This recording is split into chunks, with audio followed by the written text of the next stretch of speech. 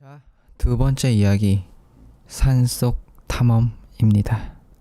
제가 초등학교 2학년 무렵일 때 겪은 일입니다.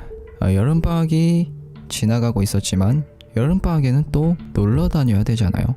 근데 부모님이 어디도 데려다 주지 않아서 엄청나게 심심했었을 때였습니다. 그래서 전화를 해서 친구들을 불렀죠. 하지만 그때 친구들도 가족여행을 갔었고 시골에 놀러가는 등 다들 바빠서 결과적으로 2명만 모이게 됐어요. 고작 저 포함 3명뿐이지만 어쩔 수 없이 우리 집에 모여서 뭘 할지, 뭐하고 놀지 상의를 했죠. 뭐하고 놀까? 게임할까? 라면 먹을까? 밥 먹을까? 헛소리를 하면서 이제 장난을 치고 있는 와중에 그중 한 명이 말을 합니다. 그럼 우리 저쪽 산에 탐험하러 갈래? 저쪽 산이라는 건 우리 집 근처에 있는 산이었습니다. 지역에서 가장 큰 산이었는데 드물게 등산을 하는 사람도 있고 되게 유명할 정도로 높은 산이었어요. 하지만 그곳엔 아이들끼리 가는 건 위험하다고 어른들에게 신신당부를 들었기에 나는 일단 반대를 했다. 그러나 친구 2명이 계속 너 쫄보냐? 뭐 그것도 무서우면은 가지 말라. 우리만 가겠다 하면서 약을 올렸죠. 그 산엔 사람도 별로 없으니까 안 들킬 거야 라며 억지로 밀어붙이는 바람에 호기심 반, 불안 반 심정으로 그 산에 탐험을 나서게 되었습니다. 일단 각자 집으로 돌아가서 부모님에게 들키지 않도록 주스랑 과자, 목장갑, 목검 등 배낭에 챙기고 그 산기슭에 다시 모이기로 하고 집으로 돌아갔습니다. 기슭에 도착하니 하늘은 미묘하게 흐려서 어두웠고 탐험을 그만둘까 또 생각이 들었을 찰나에 산속에서 이상한 소리가 들려왔었어요.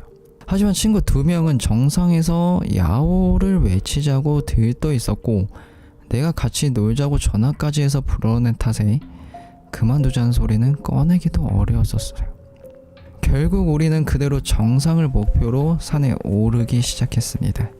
막상 산에 오르니 덥고 산길이 험하고 뾰족한 바위와 나뭇가지가 반팔을 입었기 때문에 엄청나게 까지고 피가 나고 긁히고 고생이 이만저만이 아니었었어요. 다시 돌아가고 싶을 정도로. 친구 2명도 처음에는 즐겁다는 듯 대단해 쩔어 라고 이야기를 했지만 어느샌가 너무 힘들다. 정상은 언제 나와? 정상이 있어? 그냥 내려갈까? 라고 이야기를 하기 시작을 했죠. 그래도 굴하지 않고 계속 나아가니 꽤 넓게 펼쳐진 공간이 나왔습니다. 우리는 거기서 이제 과자를 먹으면서 좀 쉬고 올라갈까 말까 더 생각을 해보도록 이야기를 했어요. 근데 여기서 친구 A라는 친구가 있습니다. 친구 A는 좋아서 저기 제일 먼저 가는 사람이 과자 제일 많이 먹는 걸로 하자 라고 말하고는 아까 전까지는 그렇게나 힘들다고 칭얼댄 그 친구가 엄청 빠르게 또 달려가 버렸습니다. 나와 친구 B는 미친놈 아니냐, 아까 그렇게 힘들다고 하더니만 이제는 지가 뭔가 내기를 하자고 먼저 뛰어가고 왜 저러냐 하면서 뒤를 따라갔어요. 그러자 친구 A가 와, 야, 여기 뭐 있어? 엄청난 게 있는데 하고 소리를 치는 게 들려왔어요. 무슨 일인가 싶어서 A를 향해 다가갔지. 넓게 펼쳐진 공간에 다다르자 친구 A가 소리를 지른 이유를 알 수 있었습니다. 거기에는 무언가가 있었던 것이었고 신사가 있었어요. 그 신사에는 붉은색과 노란색, 파란색 등 다양한 색을 띠고 있었고 게다가 세전함 옆에는 박제된 듯한 사슴머리가 장식되어 있었고, 신사에 자주 있는 커다란 방울에는 수많은 부적들이 걸려있는 등 평범한 신사로는 보이지가 않았었지. 특히 뭐 크게 이상한 것은 없었어요. 그냥 흔한 신사의 풍경. 눈짐작으로는 주변 나무보다 훨씬 커서 마치 엄청나게 큰 주택, 그런 고층 빌딩 같은 높이로 보일 정도였지. 보통 그렇게 큰 건물이 있다면 산계색에서도 눈에 보이고 멀리서도 보였을 텐데, 근데 그 신사는 한 번도 본 적이 없었고 보이지 않았던 것이었던 거죠. 엄청 크잖아, 이렇게 큰 건물이 언제부터 있었지 하고 우리는 이야기를 했었어. 이 산 우리 집 근처라서 매일같이 보지만 이렇게 큰 신사는 본 적이 없어. 이렇게 크면 당연히 눈에 띌 텐데 왜 아무도 모르는 거지? 하며 한동안 신사 주변을 돌며 크기에 감탄을 했지만, 갑자기 친구 A가 들어가 보자 하고 말을 꺼냈습니다. 이렇게 흥미로운 건물이 눈앞에 있는데 안 들어가 보기는 너무 말도 안 된다며 계속 들어가 보자고 이야기를 했죠. 나는 흥미롭기보다는 이상하고 기분 나쁜 건물이라고 여겼기에 들어가고 싶지 않다고 대답을 했습니다. 친구 B도 나와 같은 의견이었는지 멋대로 들어가는 건 범죄다, 그만두는 게 좋을 것 같다, 뭔가 안 좋은 일이 있을 것 같다 라고 말하며 A를 말리려고 했어요. 하지만 친구 A는 우리를 겁쟁이 취급하며 말리는 우리를 안 들어갈 거면 나 혼자 들어가겠다 하면서 신사 안으로 들어가 버렸어요.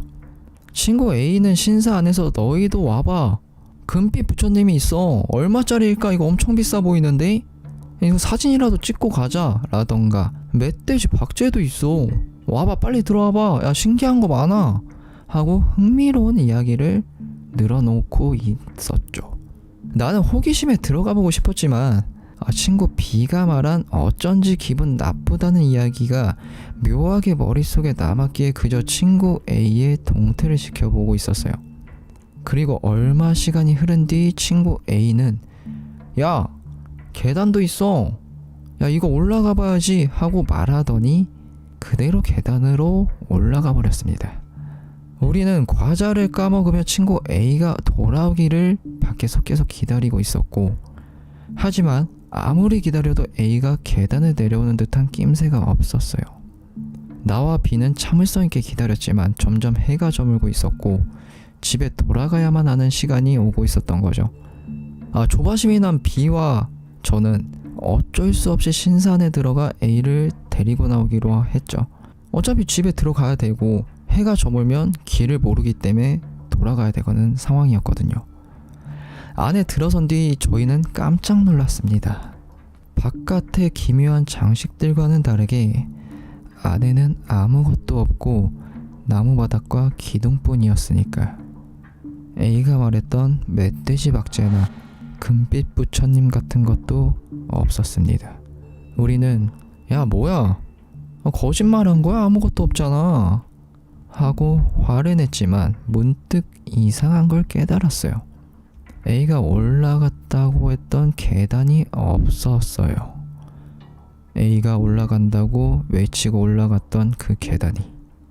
우리는 실내 구석구석 돌아보았지만 계단 같은 건 아무 곳에도 없었습니다. 아무것도 없는 방에서 A는 과연 무엇을 보고 있던 것일까? 야 이게 어떻게 된 일이야, 왜 계단이 없어? 그것도 그렇지만 A는 어디로 사라진 거야? 우리는 위를 향해 A의 이름을 불렀지만 대답은 돌아오지 않았습니다. 어쩌면 A는 올라간 뒤 계단을 치운 걸지도 모른다. 우리의 관심을 끌기 위해 거짓말을 한 것이라 억지로 스스로 납득시켰죠. 우리는 신사 밖에서 다시금 A를 기다리기로 해서 나왔습니다. 밖으로 나오자 무언가 이상했어요. 신사의 모습이 크게 변해 있던 것이었죠. 사슴 머리나 세전함, 부적들이 묶인 방울, 알록달록하던 외관 모두 사라져 있었습니다. 게다가 고층 빌딩 높이만큼 크던 그 신사가 주변에 있는 나무 높이 정도로 작아진 상태였어요. 심상치 않은 상황에 패닉에 빠져 있는 사이 쾅! 쾅! 하는 땅울림이 들려왔어요. 겁에 질린 나는 소리 지르며 도망치려 했지만 그 순간 친구 B가 외쳤습니다. 신사가 가라앉고 있어. 무슨 소린가 했지만 B는 계속 말을 이어갔어요. 야, 잘 봐. 신사가 땅으로 가라앉고 있어. A가 생매장 당한 거라고. B는 계속 A의 이름을 외치며 나오라고 애원을 했죠. 울면서. 확실히 신사는 조금씩이지만 큰 소리를 내며 땅속으로 가라앉고 있었습니다. 나도 B와 함께 A를 애타게 불렀지만 커다란 땅울림 소리에 묻힐 뿐이었습니다. 안에 들어가 A를 찾고 싶었지만 입구마저 점점 땅에 묻히는 것을 보니 차마 엄두가 나지 않았고 결국 우리는 계속 A의 이름을 부르다가 지쳐 땅으로 꺼져가는 신사만 보고 있었습니다. 결국 우리의 호소에도 불구하고 친구 A는 신사에서 나오지 못했습니다. 곧 신사는 완전히 땅으로 사라지고 말았고 남은 것은 여기저기 갈라지고 내려앉은 지면뿐. 우리는 불이 나게 산을 내려와 가까운 우리 집에 뛰어들어왔습니다. 집에 있던 아버지에게 산에 있던 일을 말한 친구 A를 도와야 한다고 말했습니다. 아버지는 냅다 우리 머리를 후려치며 산에 올라간 것을 혼내냈습니다. 그리고 친구 A라니 그게 누구야? 나는 아연시색할 수밖에 없었습니다. 아버지가 A를 모를 리 없었기 때문입니다. 아버지와 A네 아버지는 오랜 친구였고 A가 우리 집에 자주 놀러 온다는 것도 가족 모두가 알고 있었고 농담하지 말고 빨리 구해야 해요. A의 목숨이 걸렸다고. 나는 필사적으로 호소했지만 아버지는 끝까지 모른다는 대답만 할 뿐이었고 더 놀라운 것은 친구 B의 반응이었습니다. A 그게 누구야? 나는 말을 잃을 수밖에 없었습니다. 우리가 그냥 산에서 탐험하고 내가 혼자 갑자기 뛰어나갔잖아. 나만 혼자 남아서 정말 놀랐다고. 너 괜찮냐? 나는 어지러워 정신을 차릴 수가 없었어요. 내가 이상해진 걸까? 다른 사람들이 이상해진 걸까?